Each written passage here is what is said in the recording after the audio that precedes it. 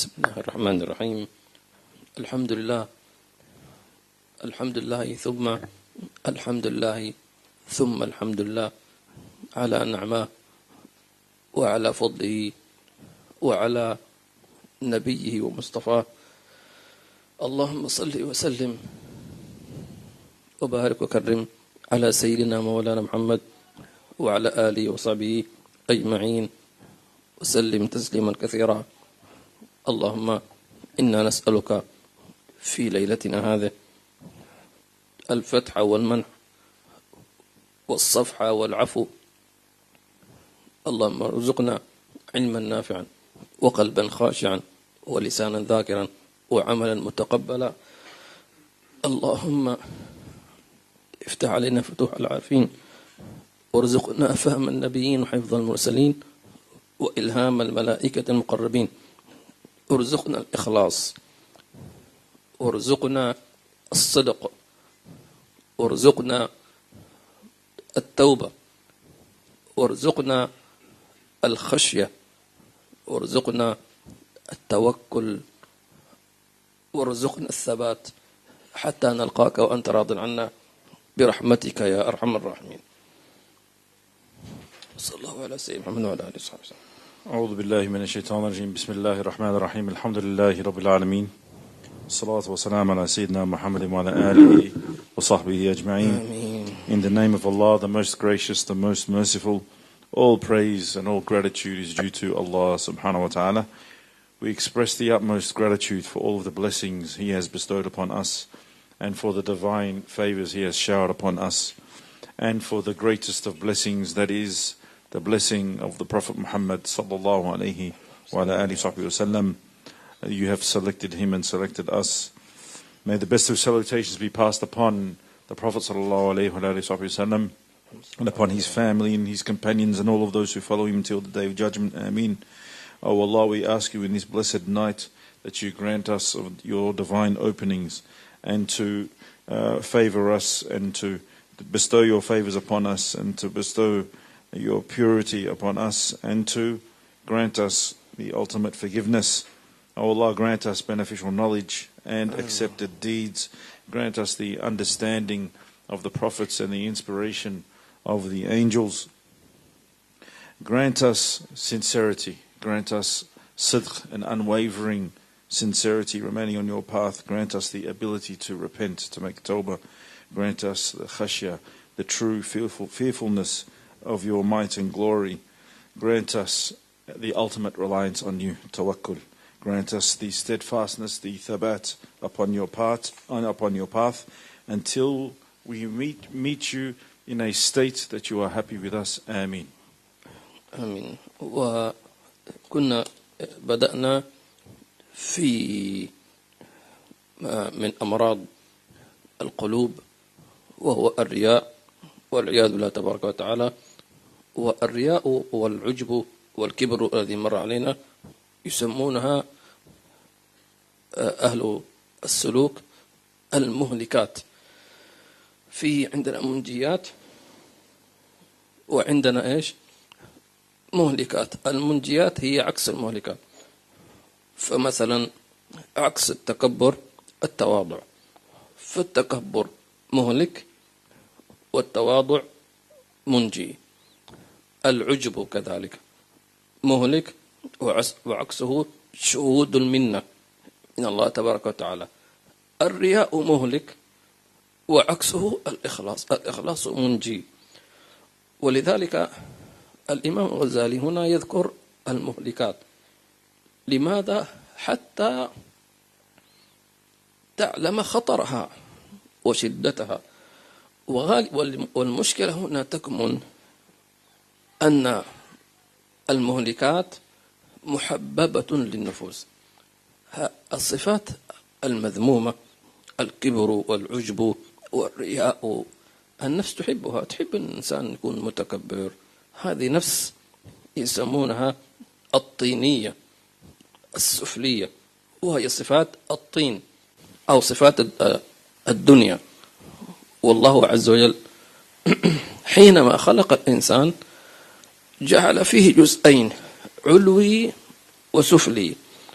فالعلوي هي الروح والسفلي هي الطين، كلنا خلقنا من الطين. طيب أبانا آدم من الطين، فهذا العلوي الروح سكنت هذا الجسد الطيني، فلذلك اجتمعت العوالم كلها، عالم العلو وعالم الدنو فيك يا أيها الإنسان. ولذلك يقولون أن الإنسان هو عالم الله، لأنه اجتمع فيه الأكوان كلها، وفيك اجتمع العالم الأكبر، كل العوالم مجتمع في الإنسان. ولذلك الإنسان أعجوبة خلق الله عز وجل. فلذلك منها هنا كانت النفس في حربها لهذا السمو أن تصارع الإنسان بالشهوات. فلذلك أمرنا في هذه الدنيا أن نجاهد النفس. فنحن في قسم الرياء. الرياء كما ذكرنا في الدرس قبل الماضي معناه حب المنزلة في قلوب الناس، هذا هو الرياء، أن تبحث عن المنزلة في قلوب الناس من خلال العبادات. إذا كنت تتعامل مع المسلمين أو إذا كنت تتعامل مع غير المسلمين من خلال المعاملات. ممكن واحد يقول أنا لن أكذب، ليس لأنه لا يحب الكذب، ولكن يقول لأني لو كذبت الناس حتكرهني مثلا، فخلينا أحسن صادق. فنقول هذا رياء كذلك. الإخلاص أن تعمل لله، سواء الناس مدحوك أم ذموك أم قدموك أو أخروك. والليلة إن شاء الله نكمل في أنواع الرياء. مر علينا سابقا الناس يرؤون مثلا بملابسهم أو يرأي الناس بحركاته، يظهر للناس أنه خاشع وأنه يبكي وأنه كذا، أو يظهر للناس أنه زاهد في الدنيا، أو يظهر للناس أنه مثلا يعني عنده علم، وهكذا. فكل ذلك سيأتي علينا إن شاء الله تعالى. نسأل الله عز وجل أن ينفعنا أن يحفظنا من الرياء ظاهرا وباطنا. So we started looking at the disease of the heart, or one of the diseases of the heart, called riya, or doing for other than Allah subhanahu wa ta'ala. And all of these diseases of riya, ujub and kibr, ujub being one being impressed with their own self or their own actions, and kibr having this conceited arrogance. All of these characteristics are called by the Ahl al-Suluk, the people who are on the path, the wayfarers to Allah subhanahu wa ta'ala, those who are Gnostics of Allah subhanahu wa ta'ala, call these diseases of the heart muhlikat. In other words, they pull a person towards a path of destruction. Their ending is not a good ending. Obviously, the opposite to muhlikat are munjiyat, or saviors. Those characteristics or those things that will save a person from destruction. So we have destroyers, those things that will destroy a person, and saviors, those things that will bring a person to salvation. So there are opposites. For example, takabbur, a person who has arrogance, the opposite is tawadu', or a person to be in a state of humility. A person who has ujub, who is self-conceited or impressed with his own self, the opposite is for a person to have shuhud al-minnah, that is, recognizing the divine favors bestowed upon him by Allah subhanahu wa ta'ala. And it's nothing of his own doing. So Abu Hamid al-Ghazali recalls these destroyers so that we can understand the severity of these diseases. And it's a natural thing that those destroyers, those diseases which destroy a human being, tend to be loved by the nafs, the base, the lower self. So these characteristics of ujub and kibr and riya are all loved by the nafs. And the nafs, in its default state, it tends to draw one down to that animal state, that lower state clinging itself to the earth, if you like. It's a lowly state. So the human being is comprised of, in essence, two dimensions. There is a higher dimension and a lower dimension. The higher dimension is the dimension of the soul, the ruh.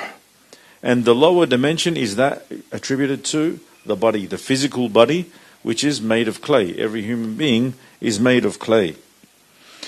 And it just so happens that Allah subhanahu wa ta'ala had made it so that the ruh, or the soul, was to reside within this structure, in this clay, earthly structure.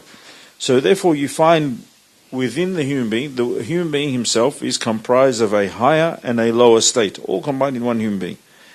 So therefore, it's said, the Gnostics say, that the entire universe of Allah subhanahu wa ta'ala is combined in the human being himself. If the human being were to look at his own self, the entire universe of Allah subhanahu wa ta'ala resides within the human being in terms of higher and lower states. Now, the nafs is in a constant battle, always drawing the human being to these base desires, these lower animal states. And so therefore the nafs is ordered to go against, the human being is ordered to go against the nafs whilst we are residing in this dunya. Now, when we looked at riya, getting back to the topic, riya is in essence the desire of a person to have the people love him. So it's a desire, the person is looking for a place in people's hearts. That is, especially if he's dealing with Muslims, whether it be by way of any acts of worship that he's doing, he wants some form of recognition in the hearts of Muslims. So this is a form of riya. Or if the person says, for example, I am a person who doesn't lie. I always tell the truth. Why? Well, if I lie, people will not like me and they'll be deterred from me. This in itself is a form of riya, because your intention, your object is other than Allah subhanahu wa ta'ala.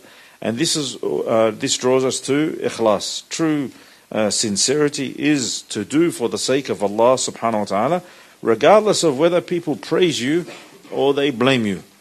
And tonight, inshallah, we're going to continue, and we're looking at the different types of riya. And we started last week, and a person could have riya by way of the way he dresses, or the way he conducts himself in terms of his manners, whether he acts all holy or whatever it might be, or the person acts as if he is an ascetic, denouncing himself from the dunya, or he appears as such, or he may, for example, act as though he has some knowledge of some sort. Bismillah. بسم الله الرحمن الرحيم وصلى الله على سيدنا محمد وعلى آله وصحبه وسلم. من كتاب الاربعين في اصول الدين للامام ابي حامد الغزالي رحمه الله تعالى، ونفعنا به وبكم وجمعنا به وبكم في الفردوس الاعلى، رضي الله عنكم. آمين.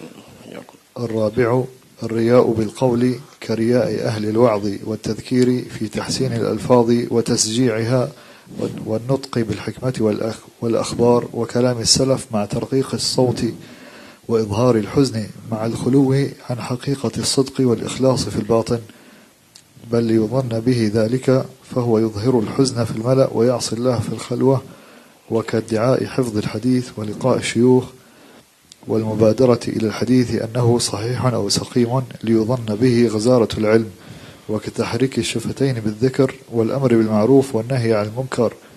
نعم. الإمام الغزالي ما شاء الله هو طبيب متخصص في دقائق الرياء التي تخفى، فيقول من أنواع الرياء بالكلام، بالقول، ثم ذكر أمثلة لذلك. فمن ذلك رياء أهل الوعظ والتذكير، بمعنى مثلا أن بعض الناس مثلا يحفظ عبارات كذا مؤثرة فيها من السجع، الكلام الجميل الروحاني، ثم يحفظ هذه العبارات، فإذا التقى مثلا بأصحابه بأي إنسان فيقول له كذا وكذا وكذا، فمقصوده أن هؤلاء الناس ما شاء الله إيش الكلام الروحاني، أنت ما شاء الله من أهل المكان، لا استغفر الله استغفر الله، لست من أهل. أو ليظن أنه صاحب حال مع الله عز وجل، أو يقول لهم هذا وارد، حتى ولو لم يقل هذا وارد، مجرد أن يوهمهم أن هذا وارد فهو يفرح بذلك، ما شاء الله أنت من أهل الواردات التي تنزل على قلبك وهكذا. هذا كله رياء، كله رياء، لا حول ولا قوة إلا بالله العظيم. فالمشكلة أن الناس، كثير من الناس يقعوا في هذه الأمور. نعم، مثلا أنت حفظت عبارة أعجبتك أثرت فيك، هذه لا إشكال، وأحببت أن تقولها لغيرك. طب واحد يقول أنا هذه العبارة أنا أثرت في فأحببت أن أقولها لغيري، نقول نعم إذا كنت صادقا في ذلك، فإذا قلت لفلان قل له هذه العبارة مش تبعي، هذه العبارة تبع مثلا الإمام غزالي ذكر في إحياء علوم الدين في صفحة كذا، قل تمام، مش تقول من هو ما سألني. تمام. فكونك تخفي جزءا من الحقيقة لكي توهم الناس أن هذا ما شاء الله هذا كلام رائع الله أكبر، هذا رياء. أو كلام السلف مع ترقيق الصوت وإظهار الحزن، مثلا يجيب كلام من كلام السلف مثلا، فمثلا عبارة فيها مثلا الصفاء والشفافية، فيقول مثلا يغير صوته الصفاء الله. تمام. طبعا الله أعلم بالنوايا، فقد يكون إنسان متكلم فعلا هو يعني في حالة مع الله عز وجل، تمام، وقد يكون مرائي. المقصود حينما نقول هذه الصفات لا نعني أننا نحن نقيم الناس هذا مرائي، لا. عندما نقرأ هذه الكتب المقصود نحن نقيم أنفسنا، هل أنا منهم؟ أما ما عليك، شفت إنسان يتكلم في روحانيات ما لك خص فيه، بالعكس أحسن الظن به، إذا كان يرائي فلنفسه، وإن كان صادقا فلنفسه كذلك. من عمل صالحا فإيش؟ فلنفسه، ومن أساء فعليها. لكن أنت مطلوب منك في الحالتين حسن الظن، ومحسن الظن في كلا الأمرين رابح. مثلا إنسان كان مرائي أنت ما تدري، فقلت ما شاء الله هذا فلان شكله ما واصل مع الله عز وجل، وهو مثلا مرائي، فأنت تأخذ ثواب حسن الظن ولو لم يكن في محله. لكن لو أسأت الظن فطلع ظنك صحيح أو غير صحيح، أنت في كلا الحالتين إيش؟ مذنب. طيب يقول واحد طيب أنا مثلا ظنيت هذا فلان أسأت الظن به وطلع ظني صحيح، نقول إن كنت ظننت به ظن بدون يعني علامات فأنت آثم ولو كان ظنك صحيحا. واضح؟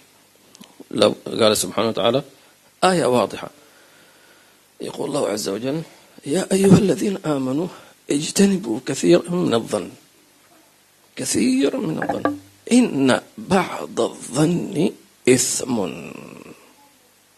إثم ولا تجسسوا. ليش؟ لأن الواحد لما يقول أنا أشك في هذا الإنسان، طيب بعدين يقول خليني أراقبه، هذا تجسس، لأنك تجسست تبعا لظنك. واضح؟ ما يجوز. حتى ولو كانت زوجة مثلا شك في تصرفات زوجته، أنا أشوفها تمسك التلفون كثير، أنا مش مطمن، خليني أشيك، ما يجوز. الظن نفسه غلط، والتجسس غلط، وما بني على باطل فهو باطل، لا يجوز. بل حتى قال العلماء لو أنك كنت تسمع مثلا أصوات عند جارك صوت نسوان مثلا عفوا أو كذا، فلا يجعلك تقول خليني أنا أتأكد هل جاري يسوي حفلة ما جينا مثلا، هل في اختلاط، خلينا شيء، خلينا أشوف، خلينا أراقب، خلينا أرسل ولدي مثلا يشوف الجيران كذا. هذا حرام ولا يجوز، ولو كانوا فعلا يعملون حفلات ما جينا لا يجوز.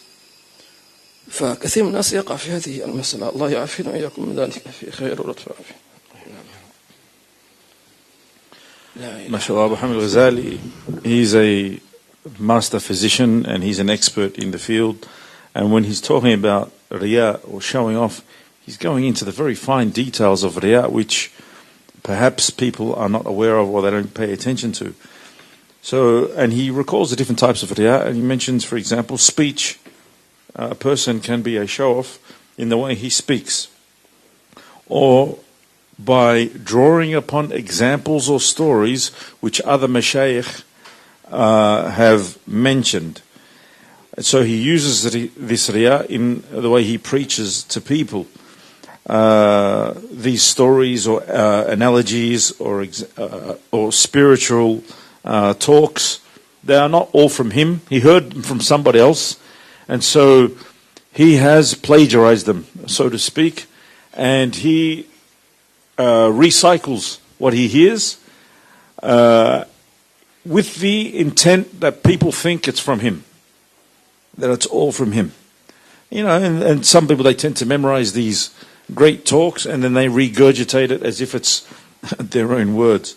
So that when he meets with his friends or people that he knows, or he's sitting in company, and he regurgitates what he heard elsewhere. But he doesn't say, I heard from such and such. He's just talking as if it's his own words, and it's his own deduction, and it's something inspired by him. And people say, MashaAllah, you are such a Gnostic, you are a person of hal, you have such a spiritual state, you're a man of inspiration. MashaAllah, Allah has given you ilham, He's given you inspiration.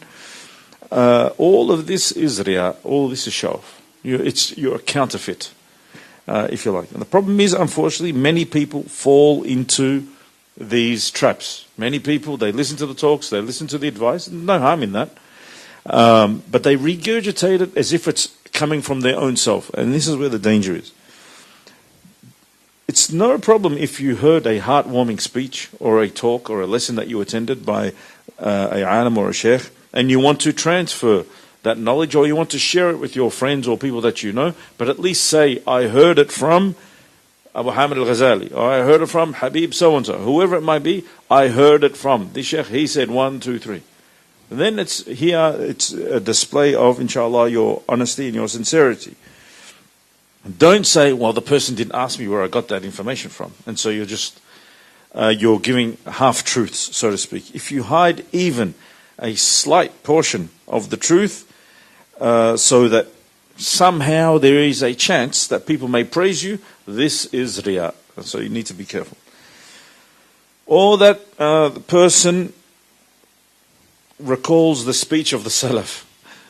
I can't imitate as good as Habib, but for example, a person sitting there and he's reading or he's talking about a particular topic that it really presses on the heart, and he starts to speak in a sorrowful voice. So what is his intention here when his voice changes all of a sudden? So for example, he's talking about a safa or whatever it might be. It could be about humility, whatever. And so he comes to the point where it says safa, yes, safa. And he just says it in such a way that all of a sudden it can be ambiguous. Is that person going into a state of safa himself? Or that he really understands safa and everybody else doesn't understand safa? And so the people think that this person is in the had. Now, it may be that he genuinely is in that state and he does understand, but it all comes down to the niyyah, as Habib said. It comes down to the intention when he changes his voice like that. So, and Habib here, he put a condition, a clause that we have to be very careful. All of these signs that we are studying is not for us to judge people It's not our job to pass judgment on others.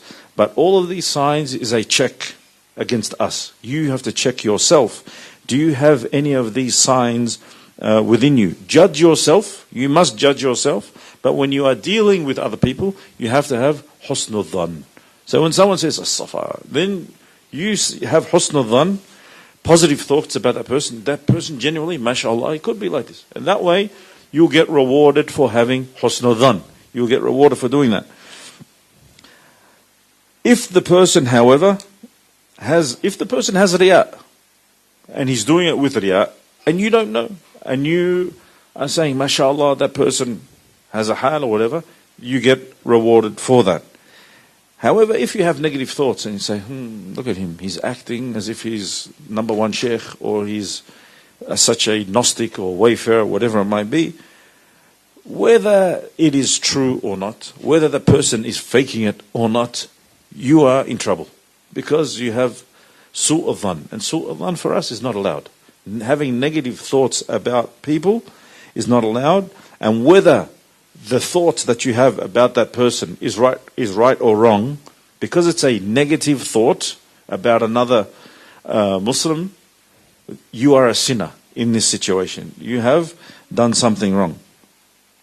This is regardless if the thought is right or wrong. We are supposed to have positive thoughts about others. This is clear-cut advice from Allah subhanahu wa ta'ala in the Holy Quran, and there is no doubt about it, where He says, "O you who believe,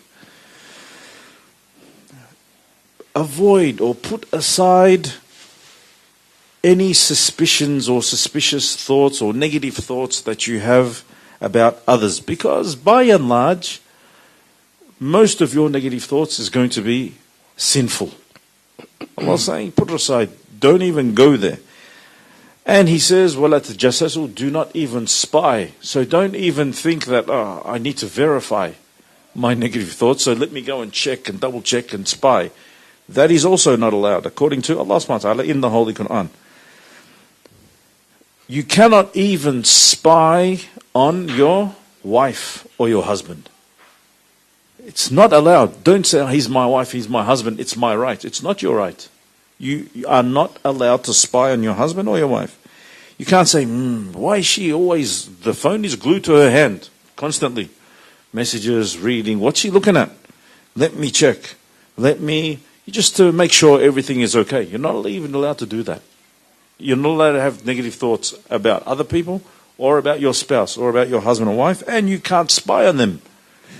Ulama have even said, if you hear in your neighbor's home voices of women, you can't say, is he having a mixed gathering? Where men and women are mixing together in a non-halal situation. Let me go and check.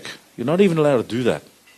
You have to have positive thoughts. It could be his family members, could be people that halal to him.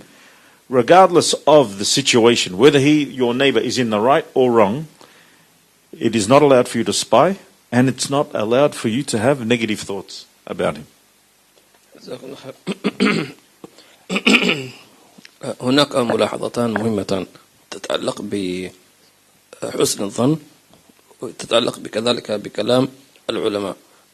أما كلام العلماء اللي ذكرناه أنه لا يجب، مثلا أنت حفظت عبارة عن بعض العلماء أعجبتك وأحببت أن تنقلها لغيرك، طيب لا يجب أن تذكر فين سمعتها أو كلام من.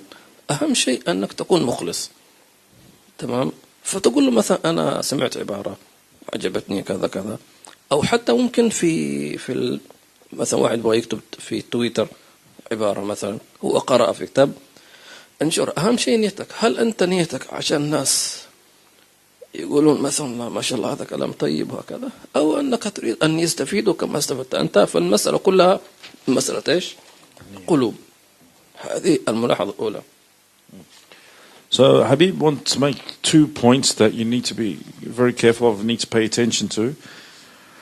One is to do with having husnul dhan, positive thoughts, and the other one is to do with the sayings and the speeches and the lessons of the ulama. It may be that you heard something from a sheikh, from a alim, from a arif billah, a ibadah, something to do with an issue in the deen, and you liked it. أو قرأتها في كتاب. Or you may have read it in one of the well-known, trustworthy books.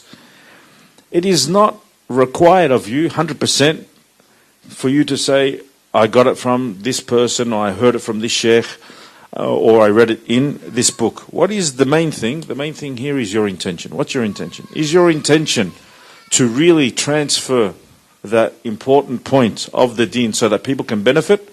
Or is your intention for people to attribute that piece of knowledge to you, that it came from you?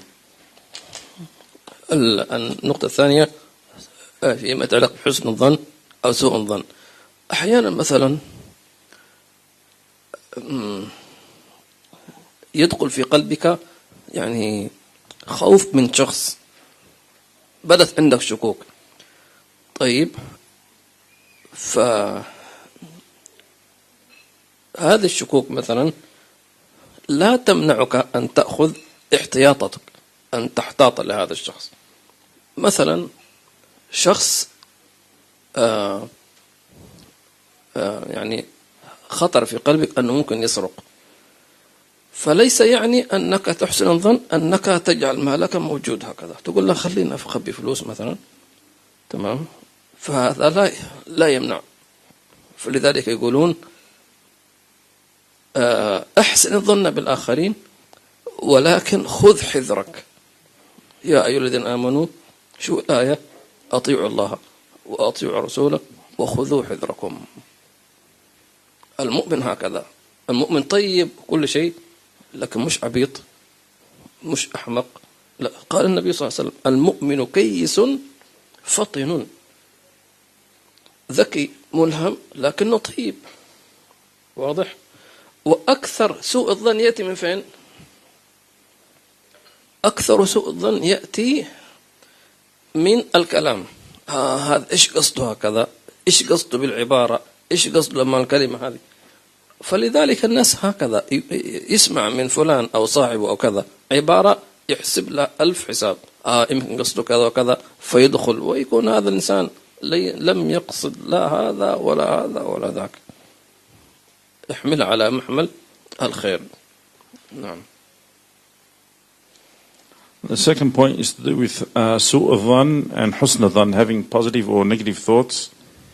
Now, we just need to be very clear here, because these things are very precise. It could be you have some doubt or fear of somebody. Having that doubt should not prevent you from taking precautions. For example, there is a perception or understanding that a particular person is a known thief. Okay? We're not saying have negative thoughts about that person and denounce and that type of thing, but at the same time, don't be foolish. So if a person may have this reputation, or could be that he's the type that his hands are loose, you would not be blamed if you want to not leave items of value or money in front of that person. So you would actually, in that situation, do your part, take precautions, okay, put items of value out of reach of that person and deal with that person with a form of respect, but take your precautions.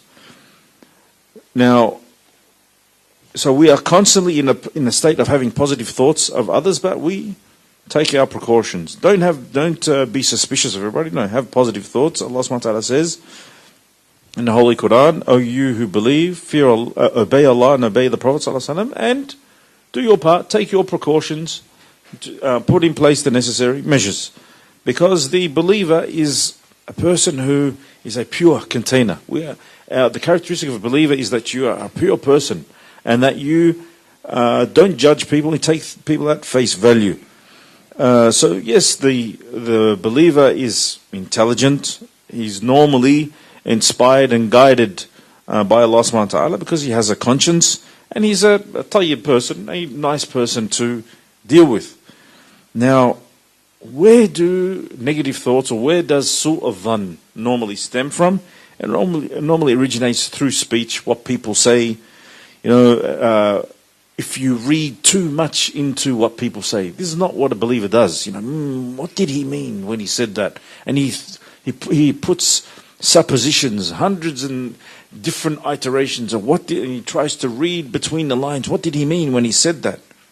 And that poor person that said that comment probably didn't mean anything. Just meant black and white what he said. There was no reading in between the lines whatsoever.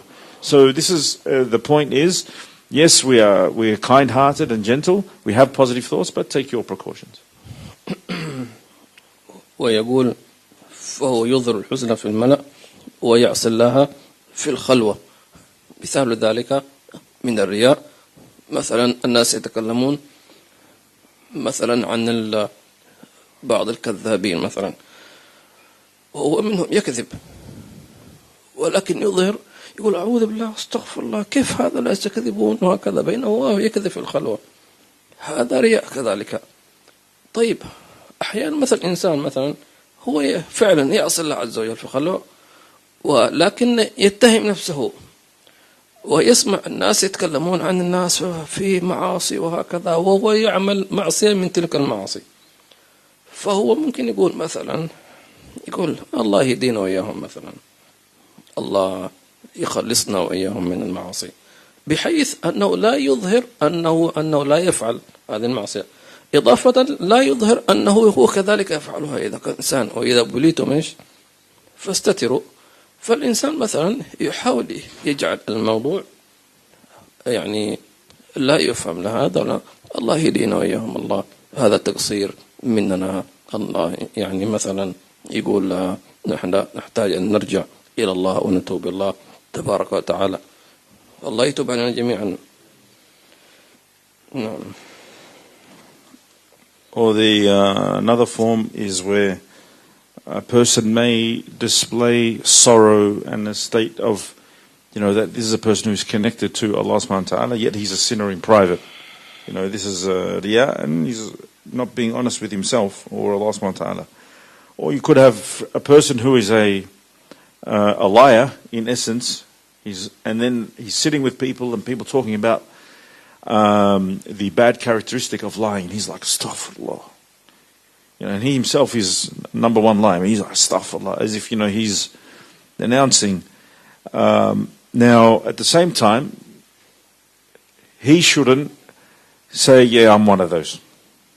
He should not say, yeah, I'm a big time liar, I admit. No, because we're taught in our Deen, if you are beset with a sin, and you have sinned, you've disobeyed Allah subhanahu wa ta'ala, you've done a wrongdoing, don't go announce and publicize and advertise. Keep it between you and Allah subhanahu wa ta'ala. Show some form of regret and shame. Don't go announcing to the people. So there needs to be some form of balance. So for example, people might be sitting around talking about a particular blameworthy action.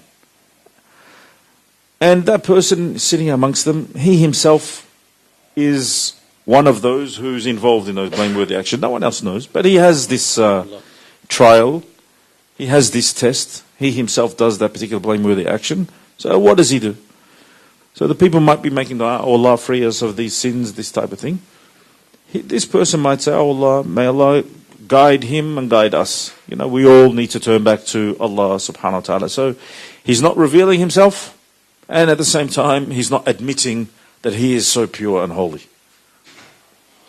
نعم. هو يقول وكالدعاء حفظ الحديث ولقاء الشيوخ والمبادرة الحديث أنه صحيح أو سقيم. يعني مثلا يحصل بعض الناس هكذا يقول هذا حديث ضعيف، وربما يكون نعم ضعيف أو صحيح، والمقصود من ذلك ليس إظهار يعني صحة الحديث، لا، إظهار أنه عنده علم. فهي مسألة، هي خط أو شعرة ما بين الرياء والإخلاص. سبحان الله، ما بين الحلال والحرام شعرة، ما بين الإيمان والنفاق شعرة، ما بين الإخلاص والرياء شعرة، ما بين الإيمان والكفر شعرة. هي كلمة كما قال سبحانه وتعالى كبرت كلمة تنتهي من أفواههم إن يقولون إلا كذبا. فلذلك فالإنسان أو في بعض الناس مثلا يحفظ أحاديث كثيرة ويحفظ البخاري الممكن، ولكن المقصود في ذلك أن يقال فلان حافظ أو فلان يعني ذاكرته قوية أو فلان عنده ما شاء الله يعني ذكي أو يحفظ العبارات العلماء.